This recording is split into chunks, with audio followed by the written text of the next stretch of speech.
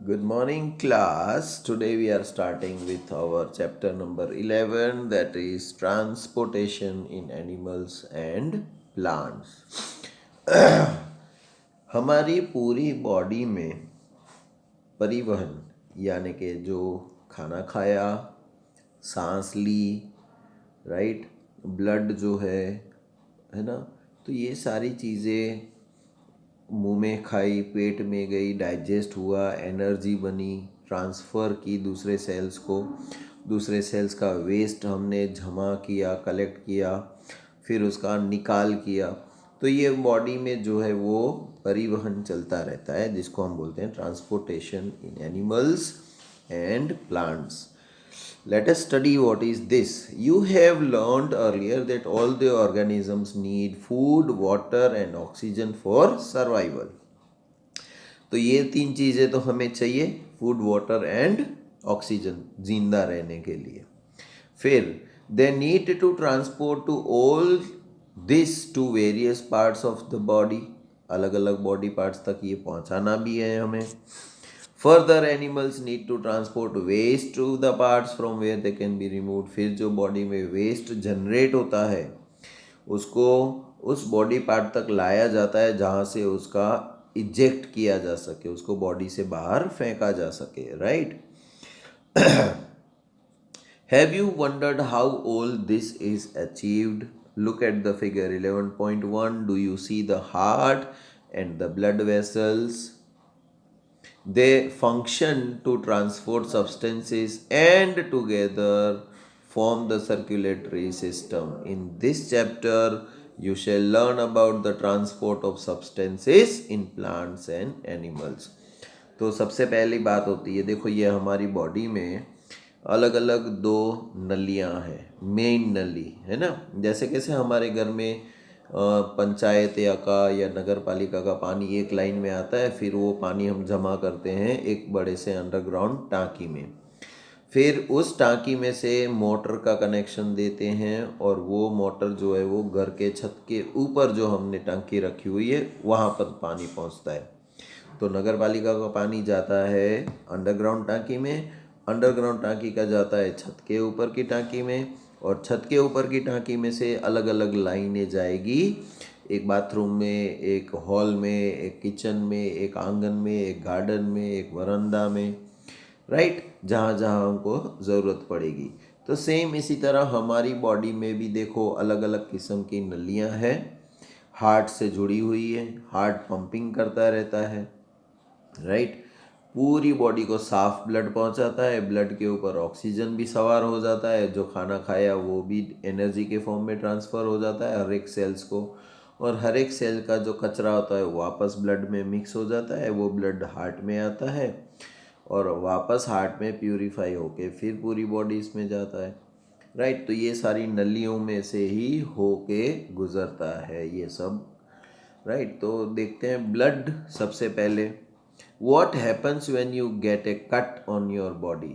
Body में आपको कहीं पर भी कट लग गया तो सबसे पहले तो खून निकलेगा, चाहे कान में लगे या उंगली में लगे या पैर की उंगली में लगे. इसका मतलब पूरी बॉडी में ब्लड जो है वो कंटिन्यूसली फ्लो हो रहा, right. So blood is the fluid which flows in the blood vessel. Blood जो है वो एक लिक्विड फॉर्म में होता है. It transport substances like digested food from the small intestine to the other parts of the body. तो small intestine में से होके जो डाइजेस्टेड फूड होता है वो कलेक्ट करके सारी बॉडी तक पहुंचाने का काम करता है. इट कैरीज ऑक्सीजन, वो ऑक्सीजन भी ले लेता है from the lungs to the cells of the body. हर एक बॉडी तक ऑक्सीजन पहुंचाने का, हर एक बॉडी सेल तक ऑक्सीजन पहुंचाने का काम करता है. It also transports the waste for the removal from the body. और बॉडी में जो वेस्ट जनरेट हुआ है उसका निकाल भी वहीं से कहाँ से करना है वो भी ब्लड करवाता है. How does the blood carry various substances. Blood is a liquid which has cells of various kinds suspended in it. तो ब्लड जो है वो तो एक लिक्विड है, उसके अंदर बहुत सारे सेल्स जो होते हैं वो सस्पेंड तैरते रहते हैं। First the fluid part of the blood is called the plasma. तो जो लिक्विड फॉर्म है उसको हम बोलते हैं प्लाज्मा, ब्लड का प्लाज्मा बोलते हैं। और one type of cell are the red blood cells which contains the red pigment called the haemoglobin. तो ब्लड में एक तरह के जो सेल होते हैं लाल कलर के जो होते हैं उसको हम बोलते हैं रेड ब्लड सेल्स, राइट। उसके अंदर होता है haemoglobin. Haemoglobin bind with the oxygen, वो ऑक्सीजन के साथ बाइंड हो जाता है and transport it to all the parts of the body and ultimately to the cells. ऐसे हर एक बॉडी पार्ट के सेल तक ऑक्सीजन पहुंचाने का काम फिर होता है, right. It will be difficult to provide oxygen efficiently to all the cells of the body without hemoglobin। तो अगर हमारी बॉडी में हेमोग्लोबिन नहीं होगा या कम होगा तो बॉडी पार्ट्स को ऑक्सीजन पहुंचाने का काम जो है वो डिफ़िकल्ट हो जाएगा। से फॉर एग्ज़ाम्पल आपके घर पे व्हीकल नहीं है कोई भी, राइट। तो ऑब्वियसली आप छकड़ा पकड़ोगे, लेकिन आपके घर के पास कोई छकड़ा नहीं आता है, रिक्शा नहीं आती है, तो आपको जहाँ भी जाना है वहाँ पैदल पैदल जाना पड़ेगा। तो सोचो कितनी तकलीफ़ होगी और कितना टाइम लग जाएगा। तो बस हेमोग्लोबिन जो है वो छकड़े का काम करता है ना, कि उसके अंदर बैठ के ऑक्सीजन जो है वो हर एक बॉडी पार्ट तक जाता है। लेकिन जब हेमोग्लोबिन होगा ही नहीं तो ऑक्सीजन कैसे पहुंच पाएगा हर एक सेल के पास।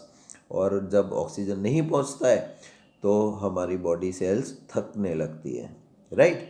देखो आप कभी थक जाते हो ना, ज़्यादा नींद आती है तो आप क्या करते हो, ऐसा करते हो ना। इसका मतलब क्या हुआ कि ऑक्सीजन जितना चाहिए था तो नाक से जितना हम ऑक्सीजन ले रहे हैं वो नहीं पहुंच पा रहा है, ज़्यादा ऑक्सीजन चाहिए, इसीलिए तो हमें मुंह फाड़ना पड़ता है, राइट। इस तरह से ऑक्सीजन लेते हैं हम, right. Without haemoglobin the presence of makes the blood appear red. तो हेमोग्लोबिन की वजह से ही हमारा ब्लड जो है वो लाल कलर का दिखता है। The blood also has a white blood cells which fight against the germs that may enter our body. तो हमारी बॉडी के अंदर जो है वो बहुत से कीटाणु हवा में जो होते हैं वो घुस जाते हैं, जब सांस लेते हैं तो या बात करते हैं तो मुंह में अंदर घुस जाते हैं। इतने छोटे होते हैं कि हमको दिखते भी नहीं है, राइट। या कभी हमने कुछ चीज़ें खाई बाहर से धोए बगैर, तब खुले में से कोई चीज़ पड़ी होगी और हमने खा ली, तब भी ऐसा हो जाएगा, कीटाणु अंदर चले जाएंगे। तो अंदर जो भी फॉरेन ऑब्जेक्ट्स जाएगा उसको बॉडी जो है वो बाहर फेंकने का काम करेगी। चलो निकलो, किसी को अंदर आने नहीं देंगे, राइट। जैसे अपने कैसे गेट के ऊपर अकबर भाई बैठे होते हैं, बाहर से किसी को अंदर नहीं आने देंगे। अगर वो स्कूल का होगा या पहले तो पूछेंगे कौन हो, काम का होगा, तो ऐसे नहीं कि गेट खुला है जिसको आना है वो आ जाओ। स्टूडेंट्स, टीचर्स और किसी को काम है तो वही स्कूल के अंदर आ सकते हैं, वरना नहीं आ सकते, है ना। तो वाइट ब्लड सेल्स जो हैं वो ध्यान रखते हैं कि बॉडी में कोई एंटीबॉडी न घुस आए, राइट। तो फिर उसको भगाया जाएगा। Bujo fell down while playing a game and his knee got injured. वो खेलते खेलते गिर गया बुजो और उसकी बॉडी को इंजुरी हो गई। Blood was coming from the cut, और कट जहाँ लग गया बॉडी में उसमें से ब्लड आ रहा था, right. So after some time he noticed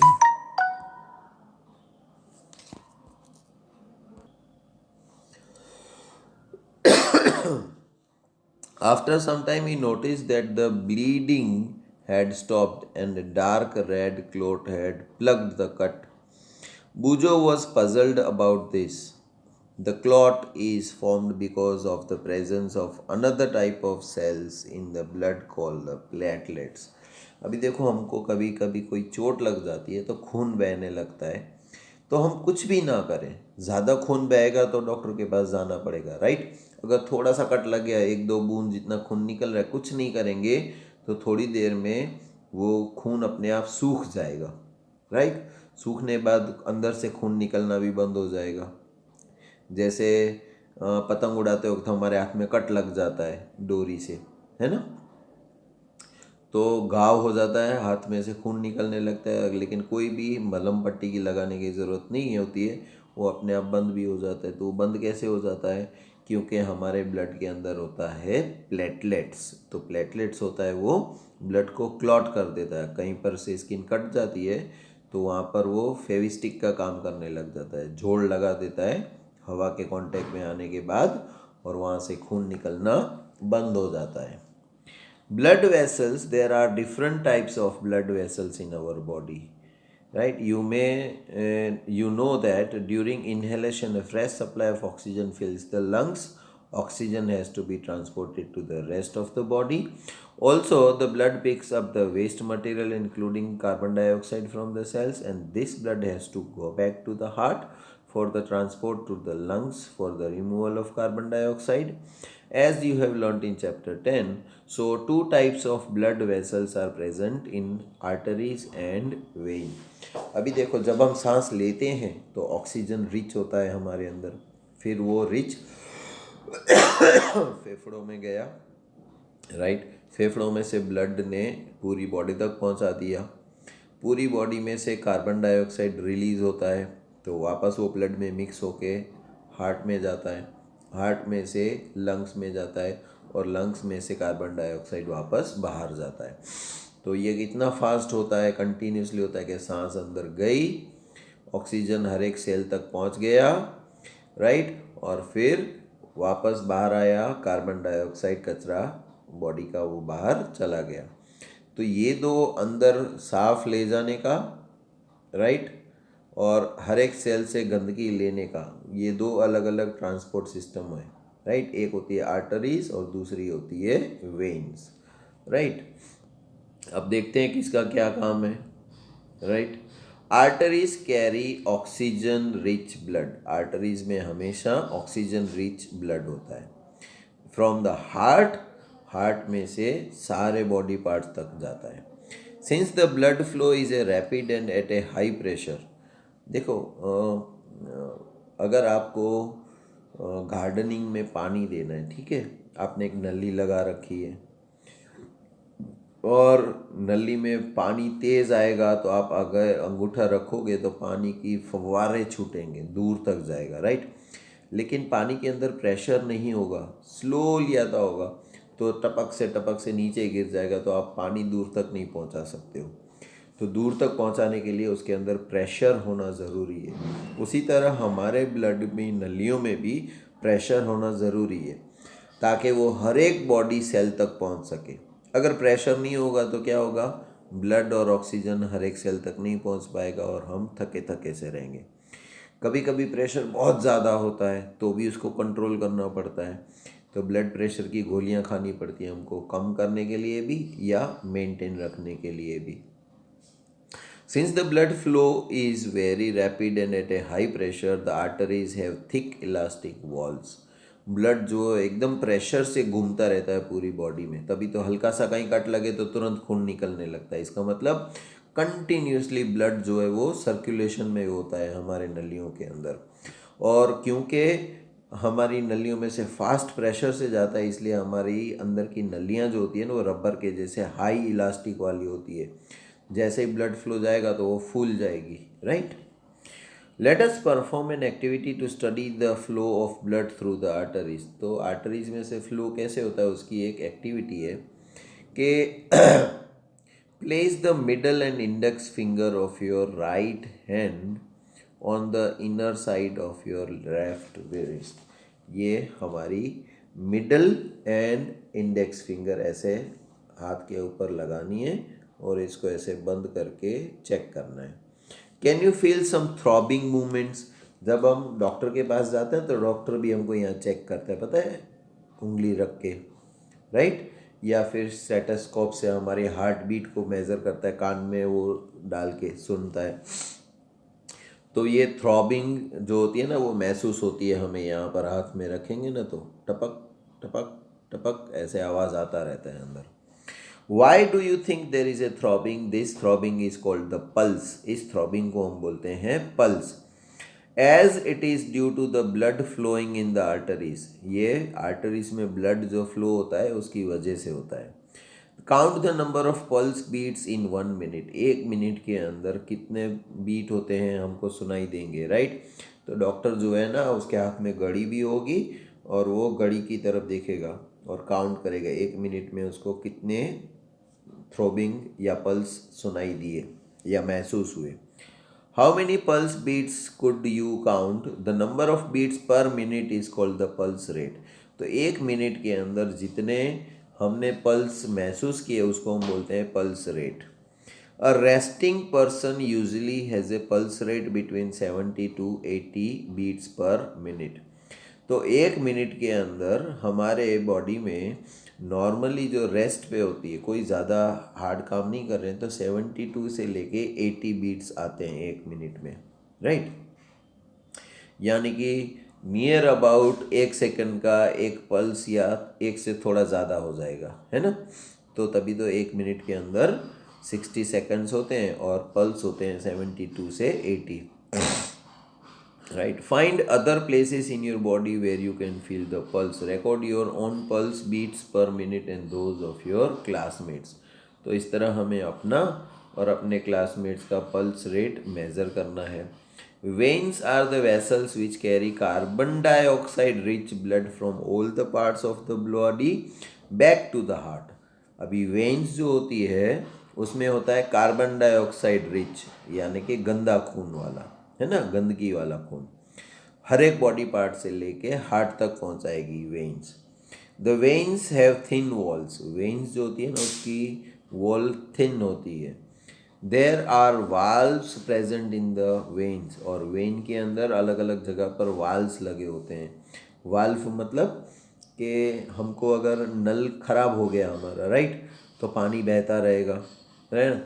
नल बदलेंगे हम लोग तो क्या होगा, प्रेशर से पानी बाहर आ जाएगा।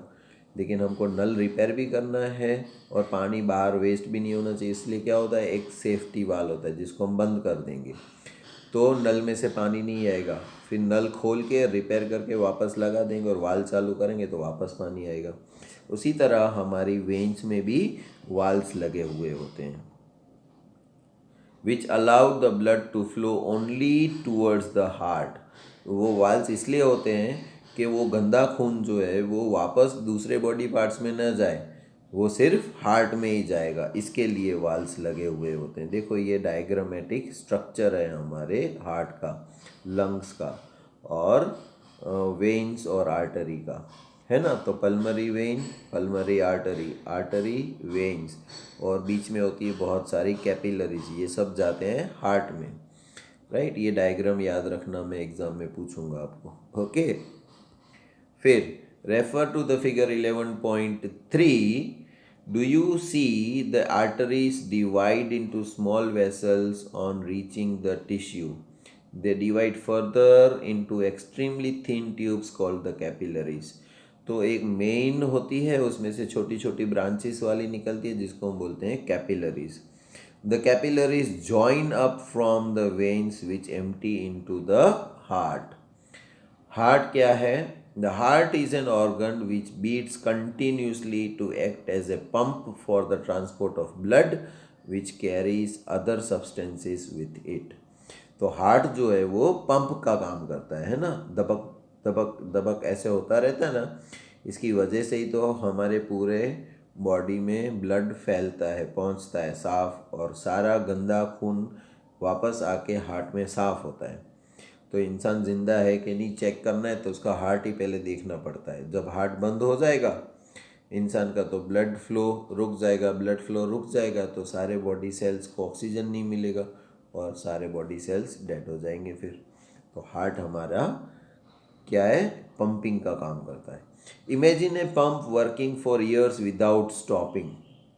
हम लोग तो घर की मोटर कितने ज़्यादा से ज़्यादा 10 मिनट या 5 मिनट चालू रखते हैं फिर बंद कर देते हैं। अगर 1 आध घंटा या 2 घंटा चालू रहेगी तो गर्म होके ख़राब हो जाएगी। लेकिन हमारा हार्ट जब से हम मम्मी के पेट में होते हैं, है ना, तब से चालू हो जाता है और फिर हमारी जो पूरी लाइफ होती है 70 80 90 100 साल जो भी हो, वो तब तक वो कंटिन्यूसली चलता ही रहता है। ऐसा कभी हुआ कि हार्ट बोलता है चलो भाई अब मैं थक गया हूँ, थोड़ी देर बैठ जाता हूँ, आराम कर लेता हूँ? नहीं होता ना, वो हमेशा चलता ही रहता है। The heart is located in the chest cavity. Heart कहाँ होता है? हमारी चेस्ट की कैविटी में होता है। With its lower tip slightly tilted towards the left. और उसकी टिप जो होती है ना, वो थोड़ी सी लेफ्ट की तरफ टिल्ट होती है। Hold your finger inwards on your palm. हमारी फिंगर्स को पाम की तरफ यूं होल्ड कर लो तो जो साइज बनेगी हमारे हाथ की, इतना ही हमारा हार्ट होता है, right? That makes your fist. Your heart is रफली the size of your fist. तो अगर मैं ऐसे मुट्ठी बनाता हूँ तो मेरा हार्ट इतना होगा, राइट? तो सबका हार्ट अपनी मुट्ठी जितना होता है। What will happen if the blood rich in oxygen and blood rich in carbon dioxide mixed with each other? कभी कभी सोचो क्या होगा कि आपने न्यूज़पेपर में भी पढ़ा होगा, है ना, कि अंडरग्राउंड लाइनों में से नगर पालिका की जो लाइन आती है पानी की, और हमारे घर के गटर की लाइन भी बाहर जाती है, right?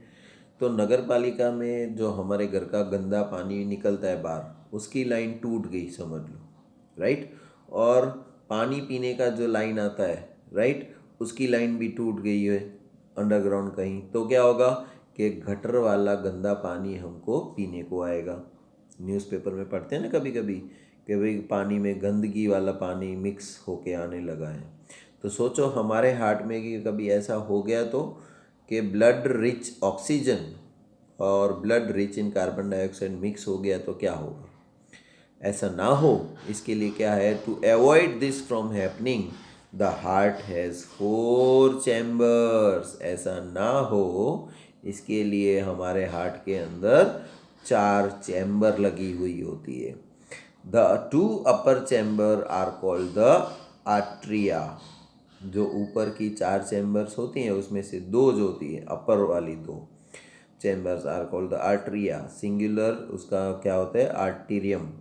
And the lower chambers are called the ventricles. और नीचे की जो 2 चैम्बर होती है उसको हम बोलते हैं ventricle. The partition between the chambers helps to avoid. तो ये चैम्बर्स के बीच में जो पार्टीशन होता है वो मदद करता है mixing of the blood rich in oxygen and blood rich in carbon dioxide. ये ना हो इसी के लिए तो चैम्बर्स के बीच में जो गैप होता है ना, वो मदद करता है ये दोनों को मिक्स ना होने देने में।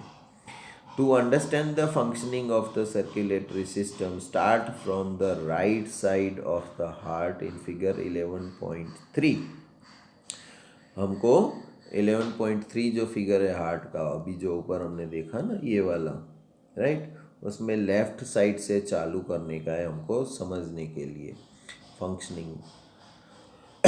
To understand the functioning of the circulatory system, start from the right side of the heart in figure and follow the arrows. These arrows show the direction of the blood flow from the heart to the lungs and back to the heart from where it is pumped to the rest of the body। तो यहाँ पर देखो arrow wise दिखाया गया है ना, कि heart में से आर्टरी में आता है, फिर कैपिलरी में जाता है, और फिर वहाँ से वेन्स में जाता है, वेन्स में से वापस हार्ट में जाता है, और हार्ट में से पल्मरी आर्टरी में जाता है, और फिर लंग्स में जाता है। तो ये एरो का डायग्राम जो है वो समझाता है कि ब्लड फ्लो किस तरफ जाता है। हार्ट बीट क्या है? The walls of the chambers of the heart are made up of muscles. तो हमारे हार्ट की चैम्बर्स की जो दीवारें होती हैं वो मसल से बनी हुई होती है। And this muscles contract and relax rhythmically. वो दीवारें जो हैं वो ऐसे रिदमिकली कॉन्ट्रैक्ट होती है, एक्सपांड होती है, कॉन्ट्रैक्ट होती है, एक्सपांड होती है। This rhythmic contraction followed by relaxation constitutes a heart beat. इसी की वजह से हमारा हार्ट धक धक धक धक धक धक आवाज़ सुनाई देता है, right. Remember that the heartbeats continue every minute, every moment for our life. If you place your hand on the left side of your chest, you can feel the heartbeat. अगर हम हार्ट के ऊपर यहाँ पर हाथ रखें तो हमको महसूस होगी हमारी धड़कन. The doctor feels your heartbeat with the help of an instrument called stethoscope. Doctor जो होता है वो स्टेथोस्कोप की मदद से तुम्हारी हार्ट बीट को सुनने की कोशिश करता है, right. A doctor uses the stethoscope as a device to amplify the sound of the heartbeat. अभी देखो हमारे मोबाइल जो है, अभी संक्रांत के दिन आपने देखा होगा कि आप मोबाइल में गाना बजाओगे तो सबको सुनाई नहीं देगा, लेकिन एक स्पीकर लगा रखा है तुमने, है ना, जिसका कनेक्शन मोबाइल में दे दिया तो क्या होगा कि गाना तो मोबाइल में बजेगा लेकिन स्पीकर में से आवाज़ आएगी और आजू बाजू वाले सबको सुनाई देगा, है ना. उसी तरह हमारा हार्ट जो है वो तो धक धक धक धक सुनाई नहीं देता है. तो डॉक्टर के पास जो एक नली होती है ना, वो जब यहाँ लगाता है और दूसरे अपने कान में लगाता है तो उसको जोर से आवाज़ सुनाई देती है हमारे हार्ट बीट की, धक धक धक धक, राइट. तो उसको पता चलता है कि इसका हार्ट जो है वो नॉर्मली बीट कर रहा है या बीमार है, तो स्लो बीटिंग कर रहा है या हार्ट फास्ट बीटिंग कर रहा है, उसको ज़्यादा सुनाई देगा. क्योंकि 1 मिनट के अंदर हमारा पल्स रेट कितना होना चाहिए था, 72 से 80 तक का, है ना. So doctor can get the clues of this condition of your heart by listening through a stethoscope. So let us construct a model of the stethoscope with the materials that are available around us. तो stethoscope हम अगर बनाना चाहें, right, समझने के लिए तो एक हम बना भी सकते हैं. उसके लिए क्या करना है, take a small funnel of 6 to 7 centimetre in diameter. वो कुप्पी होती है ना गोल, राइट, जो पेट्रोल डीजल डालने के लिए टंकी में डालने के लिए हम यूज़ करते हैं, फनल शेप का, ट्रायंगल शेप की, और फिर नीचे नली होती है थोड़ी सी, ऐसी एक फनल लेनी है 6 to 7 सेंटीमीटर डायमीटर की. फिक्स अ रबर ट्यूब, उसके ऊपर 50 सेंटीमीटर लॉन्ग की एक रबर ट्यूब फिट कर दो tightly on the stem of the funnel, उसकी स्टेम के ऊपर उसको फिट कर दो. स्ट्रेच द रबर शीट और a balloon on the mouth of the funnel and fix it tightly with the rubber band. Put the open end of the tube on one of your ears, right? फिर उस funnel के ऊपर एक balloon चढ़ा दो और एक rubber tube जो है उसको लंबी अपने कान की तरफ रखो, तो वो बलून का जो धक धक धक धक होगा, राइट, हार्ट के ऊपर की बीट, वो एम्पलीफाई होके तुम्हें कान में अच्छे से सुनाई देगी, right. Place the mouth of the funnel on your chest and near the heart. Now try to listen carefully.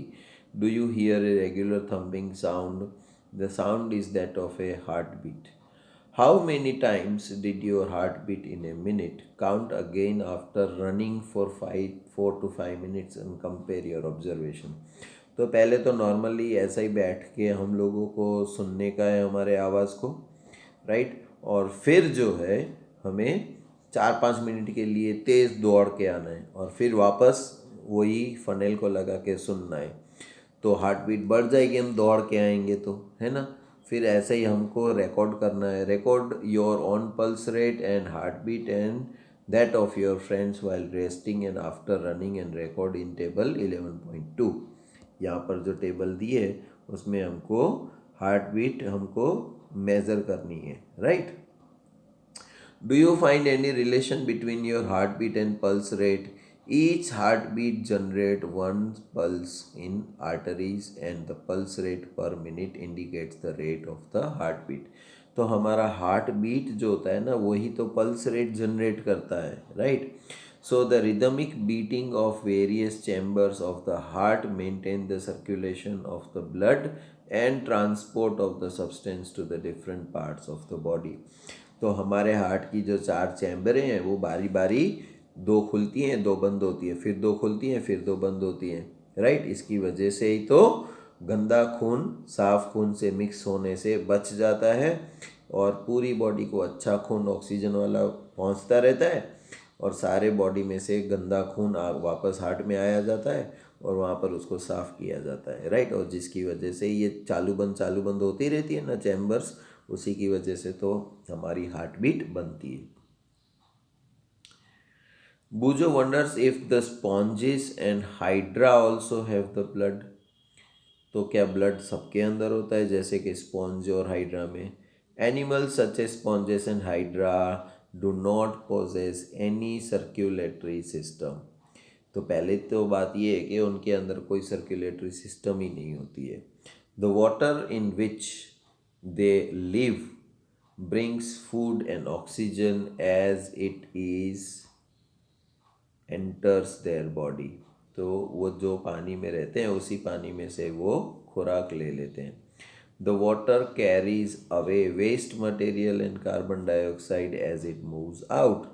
और जैसे ही वो पानी बाहर जाएगा तो वो कार्बन डाइऑक्साइड और वेस्ट मटेरियल बाहर ले जाएगा। उनके अंदर कोई पर्टिकुलरली एक्सक्रीटरी या ट्रांसपोर्टेशन सिस्टम नहीं होती है। Thus this animals do not need a circulatory fluid like the blood. क्यों? इसीलिए उनके अंदर नहीं होता है। किसमें? स्पॉन्ज और हाइड्रा में। Let us now learn about the removal of the waste other than carbon dioxide. अब हमारी बॉडी में से वेस्ट कैसे बाहर निकलता है ये हम कल पढ़ेंगे। तब तक के लिए goodbye and take care.